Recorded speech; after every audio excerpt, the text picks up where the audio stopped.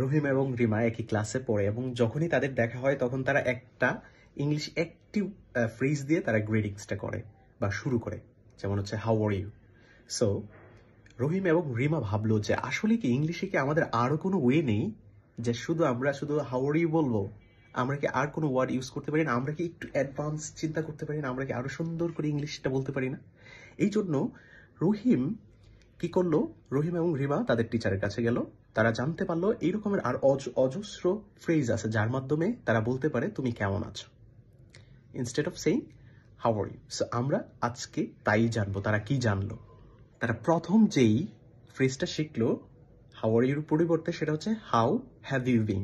আপনি কেমন আছেন, হাউ হ্যাভ ইউ বিন, তুমি কেমন আছো। তারপর সেকেন্ড যে ইন্টারেস্টিং ফ্রেজটা শিখলো সেটা আরো ইন্টারেস্টিং। সেটা কি ছিল, হোয়াটস নিউ উইথ ইউ, তোমার সাথে আজকে কি ঘটলো এমন নতুন, হোয়াটস নিউ উইথ ইউ টুকুই নেয়। সে আরো জানতে পারলো how are you feeling today.